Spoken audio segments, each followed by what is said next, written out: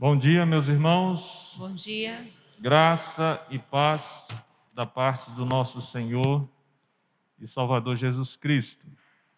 É um prazer ter todos vocês aqui. Vamos começar a nossa escola dominical nessa manhã com a palavrinha de oração. Vamos ficar em pé para a gente começar? Convidamos também aqueles irmãos que nos assistirão em casa para que estejamos juntos nesse momento de estudo da palavra do Senhor. Senhor, nós queremos agradecer, Pai, pelo privilégio de estarmos aqui reunidos, por saber que é o Senhor mesmo que propiciou essa manhã maravilhosa para nós, onde temos o privilégio de estarmos juntos com os nossos irmãos, onde temos também, ó Deus, os recursos tecnológicos para a transmissão desses conhecimentos que a Tua palavra nos fornece, ó Deus. Pedimos, ó Pai, que de maneira muito especial o Senhor derrame as Tuas bênçãos, ó Deus, sobre nós, sobre a Tua igreja, e que em toda parte onde a Tua igreja se reúne, o Teu santo e bendito Espírito esteja levando a todos ao conhecimento do Senhor, do Evangelho da salvação em nosso Senhor Jesus Cristo, da transformação que é possível, ó Deus, a partir do poder do Espírito Santo. Nós oramos assim, ó Deus, nessa manhã, desejosos de estarmos cada vez mais juntos, cada vez mais cheios do Teu Espírito, cada vez mais conscientes da maravilhosa salvação que nos alcançou e cada vez mais usufruindo de um relacionamento próximo e totalmente comprometido com o Senhor. Oramos assim em nome de Jesus. Amém. Meus queridos, vamos adorar o Senhor nessa manhã com um cântico que tem como título Calmo, Sereno e Tranquilo.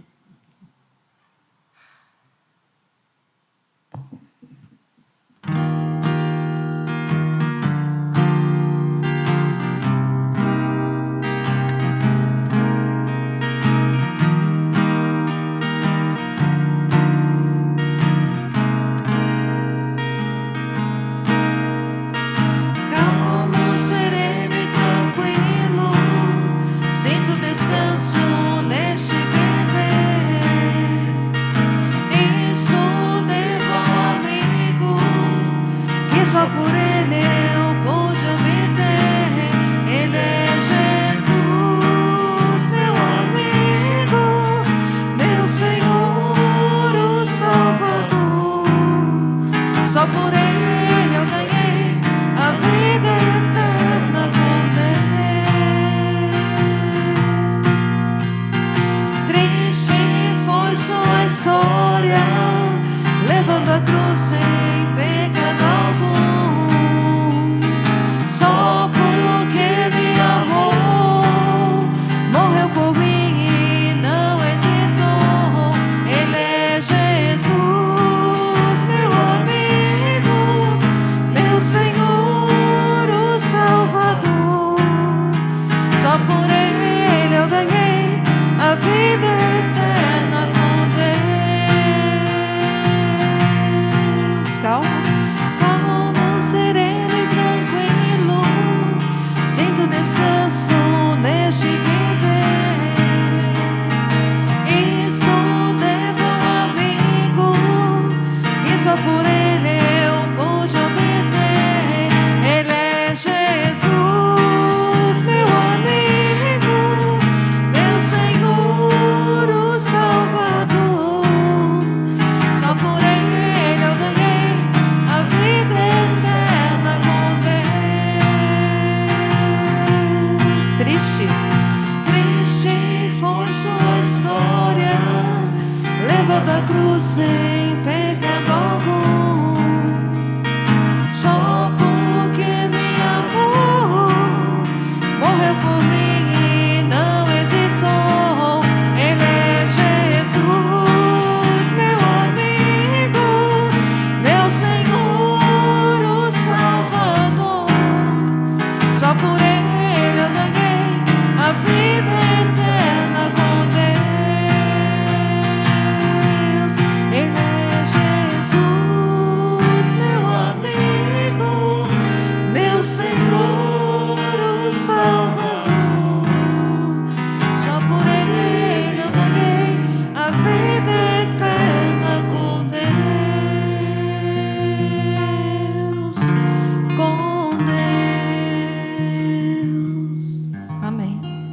meus queridos, vocês podem sentar nesse instante. Meus irmãos, a nossa escola dominical dessa manhã, ela tem como lição a ser ofertada aos irmãos a lição de número 6 da revista Expressão. Foi assim que tudo começou. Então, convido vocês ao estudo, baseado em Gênesis capítulo 17, do verso 1 ao verso 27. Agora que eu me encontro sozinho e numa distância segura, eu vou tirar a máscara para ficar mais audível. E eu menos sufocado. Tá bom? Gênesis capítulo 17, do verso 1 ao verso 27. Diz assim a palavra do Senhor. Quando atingiu Abrão a idade de 99 anos, apareceu-lhe o Senhor e disse-lhe: Eu sou o Deus Todo-Poderoso, anda na minha presença e sê perfeito. Farei uma aliança entre mim e te multiplicarei extraordinariamente. Prostrou-se Abrão, rosto em terra, e Deus lhe falou: Quanto a mim, será contigo a minha aliança. Serás pai de numerosas nações. Abraão já não será o teu nome, e sim Abrão, porque por pai de numerosas nações te constituí. Far-te-ei fecundo extraordinariamente, te darei, de ti farei nações, e rei procederão de ti. Estabelecerei a minha aliança entre mim e ti, e a tua descendência no decurso das suas gerações, aliança perpétua para ser o teu Deus e da tua descendência. Dar-te-ei a tua descendência a terra das tuas peregrinações, toda a terra de Canaã em possessão perpétua, e serei o seu Deus. Disse mais Deus a Abraão: Guardarás a minha aliança, tu e a tua descendência, no decurso das suas gerações. Esta é a minha aliança, que guardareis entre mim e vós e a tua descendência. Todo macho entre vós será circuncidado. Circuncidareis a carne do vosso prepúcio. Será isso por sinal de aliança entre mim e vós. O que tem 8 dias será circuncidado entre vós. Todo macho nas vossas gerações, tanto escravo nascido em casa, como comprado a qualquer estrangeiro, que não for da tua estirpe. Com efeito, será circuncidado o nascido em tua casa e o comprado por teu dinheiro. A minha aliança estará na vossa carne e será aliança perpétua. O incircunciso que não for circuncidado na carne do prepúcio, essa vida será eliminada do seu povo, quebrou a minha aliança. Disse mais Deus a Abraão: A Sarai, tua mulher, já não lhe chamarás Sarai, porém Sara. Abençoá-la-ei e dela te darei um filho. Sim, eu a abençoarei e ela se tornará nações. Reis dos povos procederão dela. Então se prostrou Abraão com o rosto em terra e se riu e disse consigo: A um homem de 100 anos há de nascer um filho? Dará à luz Sara com seus 90 anos? Disse Abraão a Deus: Tomara que viva Ismael diante de ti. Deus lhe respondeu: De fato, Sara, tua mulher, te dará um filho e lhe chamarás Isaque. Estabelecerei com ele a minha aliança, aliança perpétua para a sua descendência. Quanto a Ismael, eu te ouvi. abençoá-lo-ei, fá-lo-ei fecundo e o multiplicarei extraordinariamente. Gerará 12 príncipes e dele farei uma grande nação. A minha aliança, porém, estabelecer-la-ei com Isaque, o qual Sara te dará à luz nesse mesmo tempo daqui a 1 ano. E finda esta fala com Abraão, Deus se retirou dele, elevando-se. Tomou, pois, Abraão ao seu filho Ismael e a todos os escravos nascidos em sua casa e a todos os comprados por seu dinheiro, todo macho dentre os de sua casa, e lhe circuncidou a carne do prepúcio de cada um naquele mesmo dia, como Deus lhe ordenara. Tinha Abraão 99 anos de idade, quando foi circuncidado na carne do seu prepúcio. Ismael, seu filho, era de 13 anos, quando foi circuncidado na carne do seu prepúcio. Abraão e seu filho Ismael foram circuncidados no mesmo dia, e também foram circuncidados todos os homens de sua casa, tanto os escravos nascidos nela, como os comprados por dinheiro ao estrangeiro. Vamos orar mais uma vez, depois da leitura desse texto. Senhor Deus, sê gracioso conosco, Pai, nessa manhã, e nos abençoa, Pai, na exposição do texto sagrado.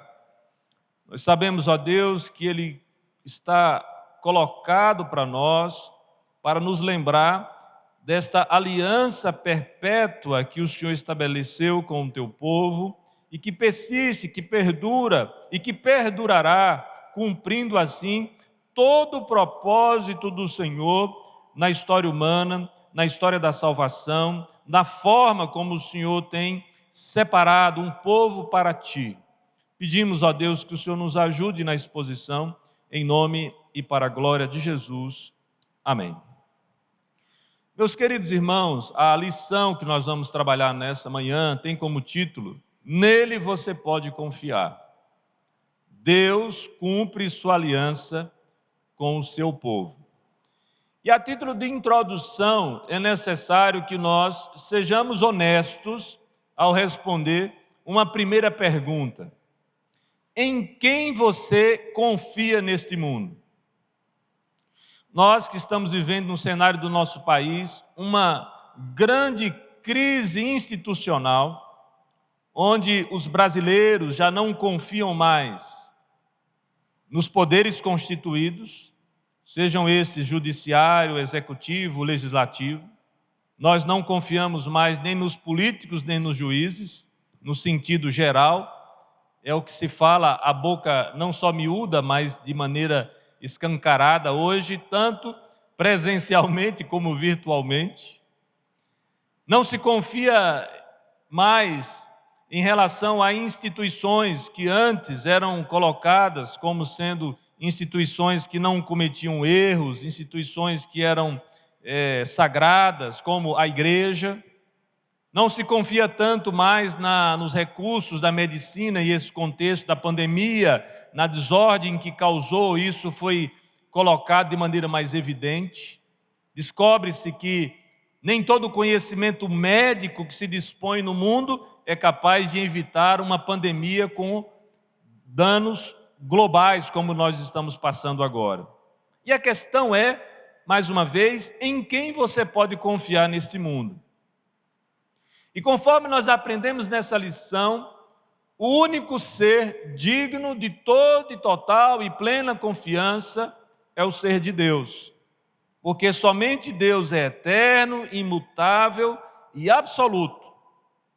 E é interessante nós considerarmos já na lição e à luz do texto de Gênesis 17, que Abrão, ele não teve a princípio a confiança devida em Deus.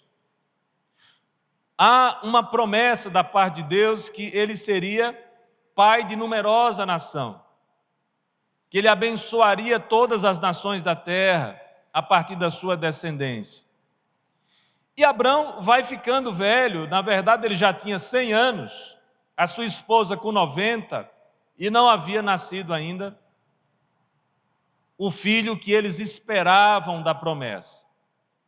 Antecipando esse nascimento, a partir desses 100 anos e 90 anos de Sara, os 100 anos de Abraão e os 100 anos e 90 anos de Sara, Abraão e Sara resolver de outra maneira.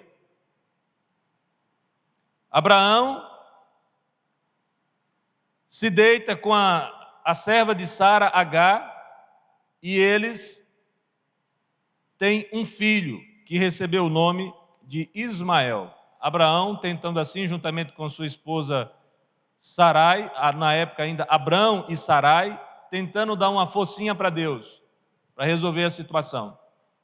E Deus mostra para eles que a escolha que eles fizeram não foi uma escolha legal. Não foi aquilo que Deus havia dito para eles. Eles se precipitaram, eles erraram quando agiram desta maneira. Porque, conforme diz o texto de Gênesis, o filho da aliança seria Isaque. Com este descendente estabelecerei a minha aliança. Então, nesse sentido, nós começamos a descobrir que nós, homens, somos não só falhos, não só corruptos, não só tendenciosos a tentar encontrar atalhos, mas que nós não somos tão confiáveis como nós gostaríamos de ser. Nem mesmo os nossos intentos ou os nossos propósitos são tão confiáveis assim. E que o único ser digno de toda e qualquer confiança é o ser de Deus. O Deus Pai, Deus Filho, Deus Espírito Santo, que age no meio de todos, que age em todos e que busca cumprir os seus desígnios para o louvor da sua glória. E nesse sentido é necessário que nós entendamos que esse Deus confiável, ele estabeleceu uma aliança com o seu povo. E aqui expressamente no capítulo 17, Deus está renovando esta aliança com Abraão. Deus havia feito uma promessa para ele havia procurado um atalho juntamente com sua esposa, e agora Deus está renovando a aliança com ele e afirmando que Isaque haveria de nascer. E para isso, ele precisaria entrar com Deus num relacionamento pactual. E aí a gente precisa já de pronto entender o que necessariamente esse relacionamento pactual com Deus representa.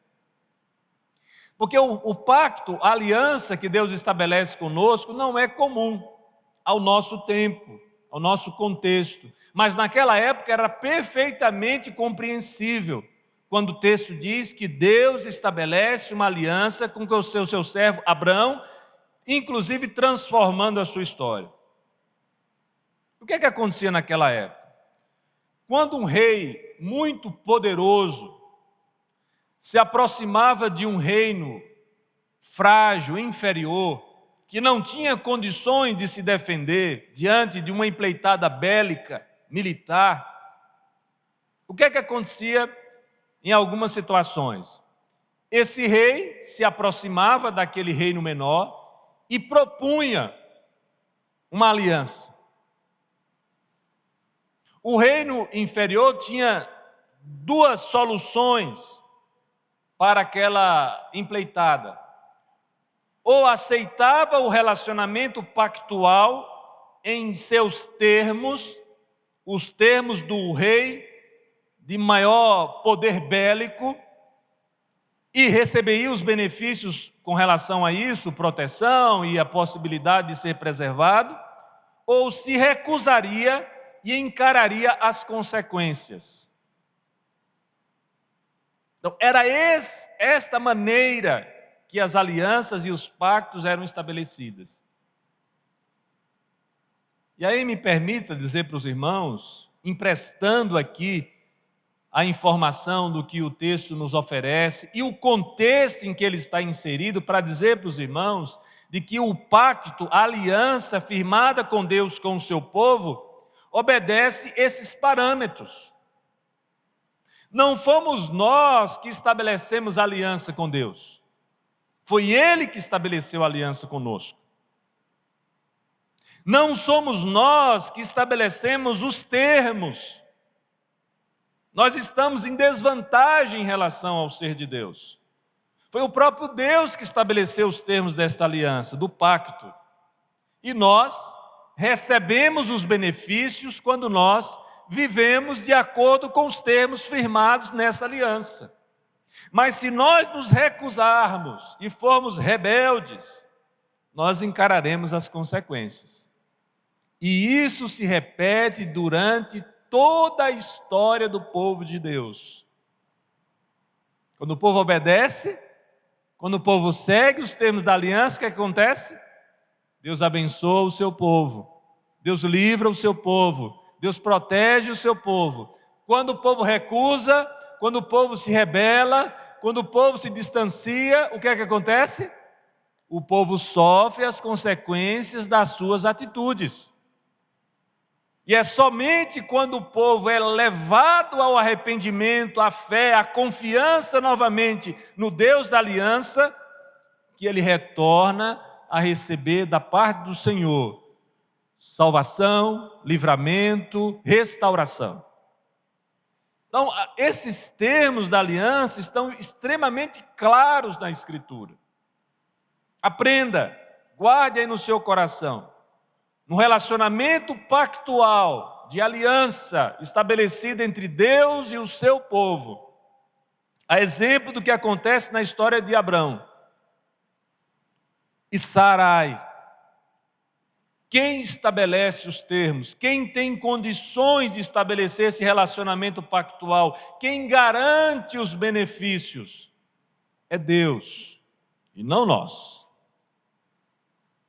O que compete a nós é aceitar o relacionamento pactual em seus termos e receber os benefícios, ou recusá-lo e encarar as consequências. Aí você diz assim, então pastor, aí é livre-arbítrio, né?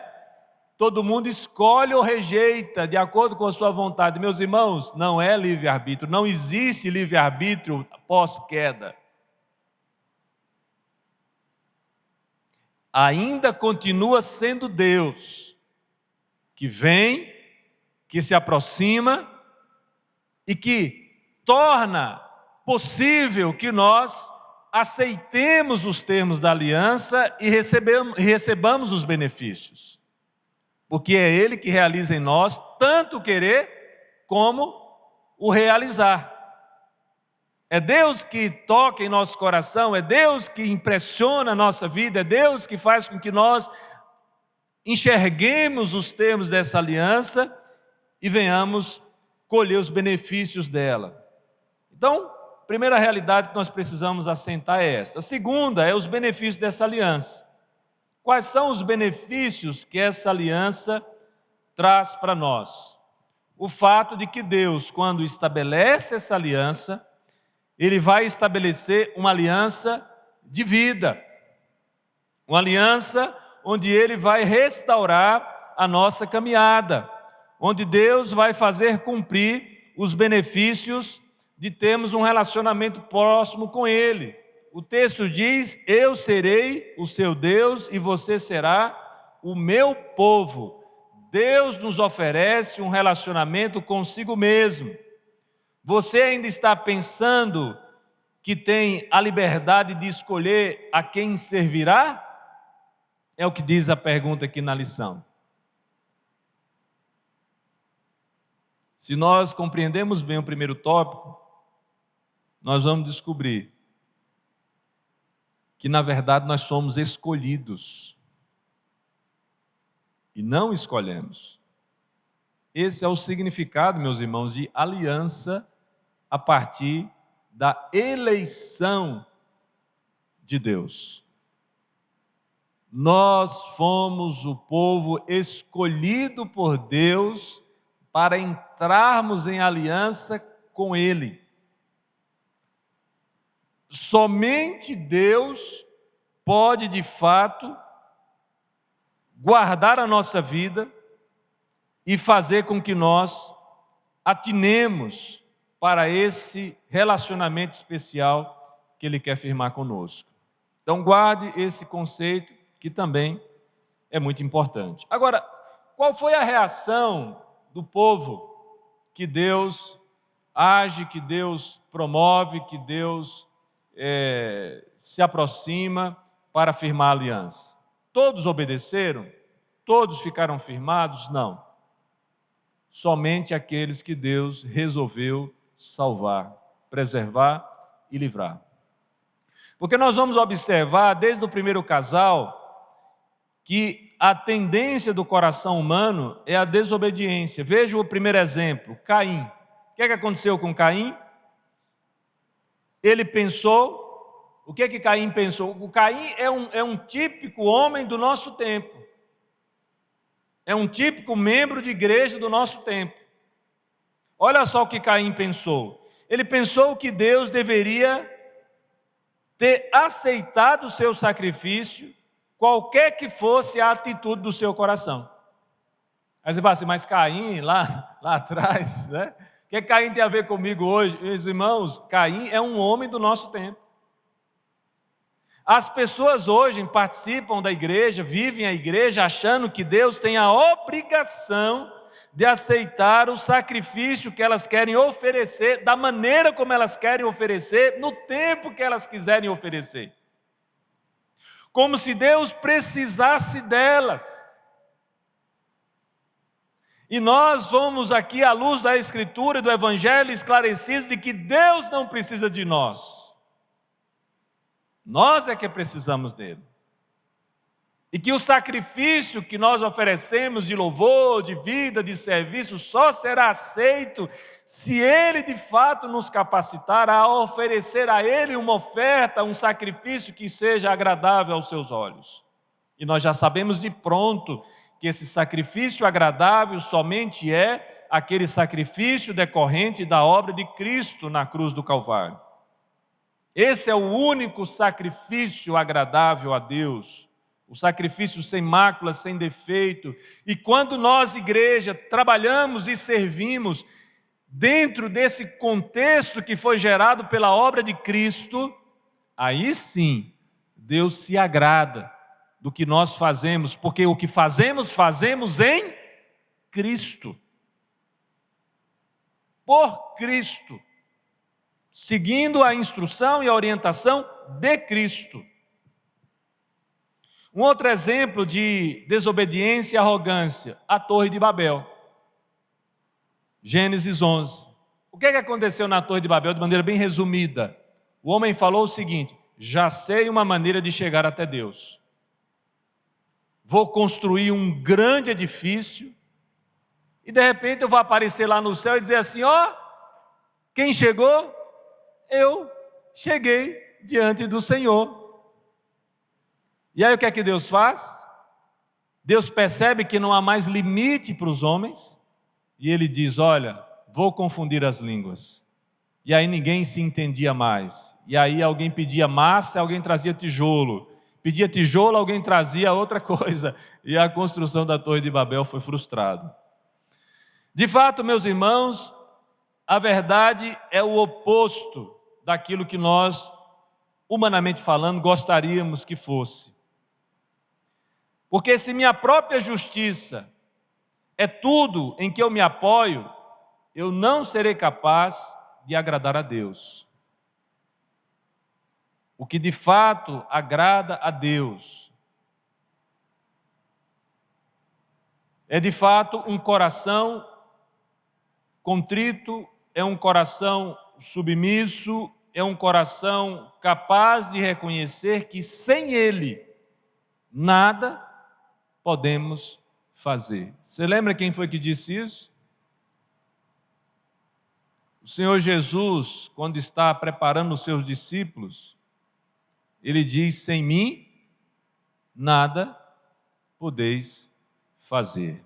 Não tem como termos um relacionamento com Deus sem a ação graciosa e poderosa da obra de Cristo na nossa vida. Sem Cristo, nada podemos fazer. Sem Cristo, não temos acesso a Deus. Foi através do sacrifício de Cristo que o véu se rasgou de alto a baixo e nós temos acesso ao Pai. Muito bem. Chegamos ao terceiro tópico da nossa lição. Mudanças decorrentes da aliança. Veja que eu não estou reproduzindo todo o conteúdo da lição Estou apenas fazendo uma breve aplicação do que nós estamos vendo e você já tem a revista em casa para estudar, né? Tanto os que estão aqui presentes como os que estão em casa. Então vamos lá. O terceiro tópico está falando a respeito das mudanças decorrentes na aliança.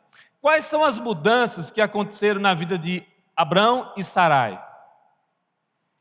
Para começo de conversa, Deus muda o nome deles. Abrão não chamaria mais Abrão, seria Abraão. E Sarai seria Sara. Aí você fala assim, só mudou o nome? Isso é simples, a gente pode ir no cartório e arrumar um nome mais simples, né? Quem tem um nome grande, por exemplo, tem alguns irmãos, por exemplo, Helena, Betânia, Vilela, Dourada, Almeida, você tem até perto do fôlego para falar o nome dessa jovem senhora aqui da igreja. Eu posso só ajustar meu nome. Não necessariamente assim, irmãos, não era só uma realidade cartorial. O nome, nesse contexto, tem a ver com o significado, com a história, com aquilo que aquela pessoa era. E o que é que Deus está dizendo? Olha, Abraão, você vai ter a sua história mudada. E é exatamente isso que Deus faz. Quando estabelece a aliança, quando estabelece os termos da aliança com Abraão e Sara, Ele muda o nome deles. Ele muda a história deles. Aí você diz assim, pastor, e o que isso tem a ver comigo e com os irmãos que aqui estão? Meus queridos, não tem como nós entrarmos em aliança com Deus através do nosso Senhor e Salvador Jesus Cristo sem ter mudança de vida, mudança de rota, mudança de prioridades. Não mais vivo para fazer a minha vontade, mas sim para fazer a vontade daquele que me alcançou e que me enviou a fazer e cumprir aquilo que Ele separou para que eu fizesse. Essa ideia do crente que quer ter um pé na igreja, um pé no mundo, eu estou falando metaforicamente, né? Que isso não é verdade. Porque quem tem um pé na igreja e um pé no mundo está com os dois pés no mundo. Essa ideia de crente que quer manter, servindo a Cristo, os seus sonhos pessoais, as suas prioridades pessoais, as suas agendas pessoais, para depois, se sobrar um tempinho, agradar a Deus, fazendo alguma coisa na medida e no tempo que ele acha devido, para que assim ele possa receber o favor de Deus, para ajudá-lo nos seus empreendimentos, mais uma vez, pessoais e egoístas. Isso não acontece, meus irmãos. Deus separa o remanescente fiel. Deus age na vida do seu povo. A sua igreja é vitoriosa em Cristo. Aqueles que são de Cristo ouvem a sua voz e o obedecem. Pessoas que estão vivendo de uma maneira irresponsável, de uma maneira distanciada, de uma maneira fria, de uma maneira indiferente ao apelo das Escrituras, nós precisamos de pensar se realmente essas pessoas fazem parte desses remanescentes fiéis. Porque a Escritura deixa claro que aquele que é de Cristo ouve a sua voz e segue, e faz. Essas pessoas entendem que a prioridade da vida delas não é fazer a sua própria vontade, mas sim a vontade daquele que chamou. Se Deus estabeleceu um relacionamento conosco, é um relacionamento onde nós nos colocamos e estamos numa condição de cativos. Nós somos agora escravos de Cristo, libertos do pecado, para sermos servos de Cristo, obedientes à sua palavra, à sua instrução. É assim que o povo da aliança vive, para que possa, consequentemente, receber os benefícios. Mas a questão, quando a gente fala de transformação, se acaba trazendo um problema para nós, porque quando a gente fala de mudança, as pessoas, a maior parte das pessoas, tem dificuldade de lidar com o tema da moralidade. Em que circunstâncias eles têm dificuldade de lidar com a moralidade? Será se realmente é necessário proibir? Quais são os valores que nós devemos inculcar nos nossos filhos? Por exemplo, todos nós concordamos que não devemos matar os outros. Pelo menos eu espero que nós concordemos com isso. Todos nós concordamos sobre o perigo das drogas. Todos nós concordamos, de igual forma, que é danoso os casos extraconjugais, que não é lícito vivermos juntos sem sermos casados, que a homossexualidade é uma prática danosa e ilícita. Todos nós concordamos? Vocês percebem que há pesos e medidas para diferentes situações como essa? Independente daquilo que a cultura estabelece, meus irmãos, nós precisamos entender que a palavra de Deus é que deve prevalecer. O conceito de moralidade, do que é certo ou errado, vem não daquilo que a cultura me oferece, não daquilo que é mais confortável admitir que concordo ou não, mas daquilo que a palavra de Deus diz. A palavra de Deus é quem estabelece os parâmetros, é o Senhor que vai determinar a maneira como nós devemos viver, como nós devemos transformar a nossa maneira de viver. A maior parte das pessoas é a favor da moralidade. Vocês acreditam nisso? A maioria das pessoas são moralistas, extremamente moralistas e até mesmo legalistas. Mas somente enquanto isso não interfere na vida delas. Isso não é cristianismo, meus irmãos.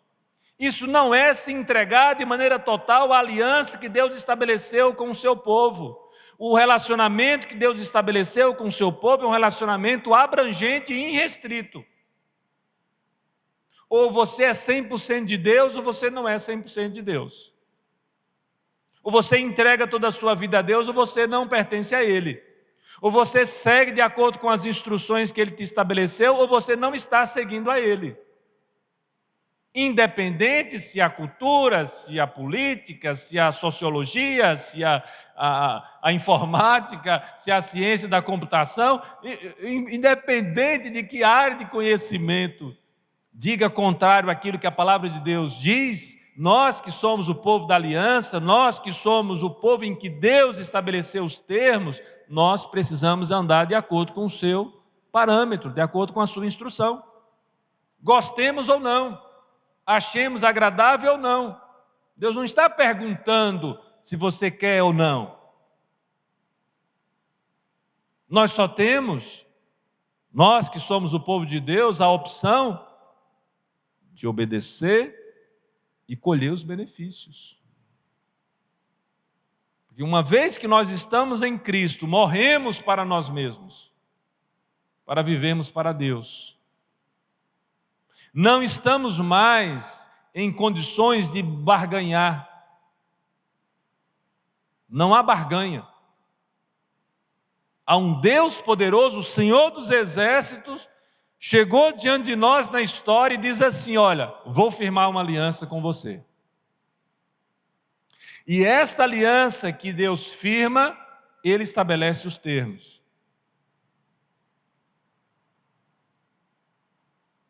E os benefícios em decorrência da obediência. Eu sei que pode ser chocante, né? Falar essas coisas assim. Por que é chocante? Perceba, a religião do nosso tempo ensina o quê? A religião do nosso tempo ensina que tem vários caminhos que nos levam a Deus. A religião do nosso tempo diz que Deus está esperando o nosso sacrifício.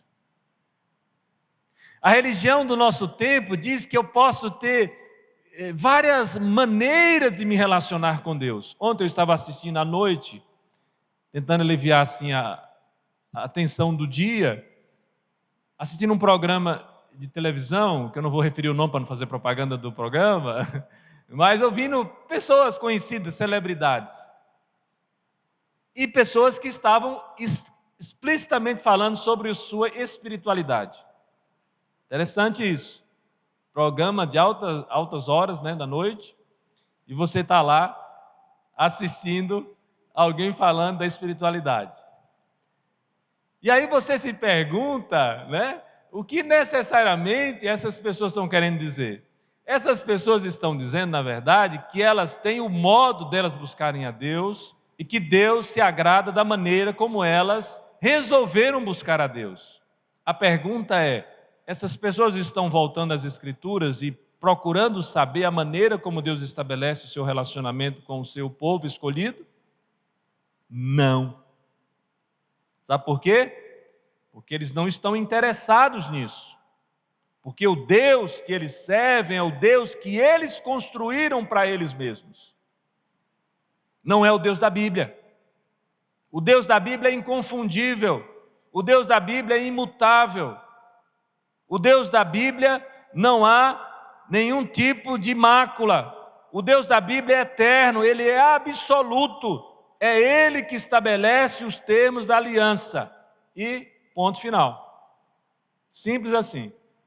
Mas continuando aqui na nossa lição e de olho no relógio, nós vamos observar que a escolha da religião não é algo que é pertinente ao povo da aliança. Nós não podemos colocar para os nossos filhos a ideia de que eles podem escolher a religião que eles devem seguir. Nós ensinamos os nossos filhos os caminhos que eles devem andar, porque a aliança que foi firmada conosco não é só para nós, é para nós e para os nossos filhos. É por isso que nós circuncidamos no passado, é por isso que nós batizamos agora no presente. E quando nós batizamos os nossos filhos, e aí já indo para o tópico 5 da lição, o que é que nós estamos fazendo quando batizamos os nossos filhos? Nós estamos introduzindo os nossos filhos na aliança com Deus. Nosso filho não está livre para escolher os seus deuses como ele quiser. Ele deve se entregar ao único Deus verdadeiro ou enfrentar as consequências. Simples assim. Introduzimos os nossos filhos à aliança. Clamemos ao Senhor que confirme a palavra desta aliança no coração deles. E com a graça de Deus, no poder do Espírito Santo, nós buscamos e receberemos da parte de Deus a promessa de ver no coração dos nossos filhos arrependimento e fé. Concluindo, meus irmãos, quando nós pensamos nas alianças nesses termos, nós descobrimos, por outro lado, e isso é matéria de consolo e conforto ao nosso coração, de que uma vez que não somos nós que estabelecemos os termos, nós temos a absoluta segurança que essa aliança cumprirá o seu propósito, porque foi o próprio Deus que estabeleceu, e será o próprio Deus que vai garantir o cumprimento da mesma.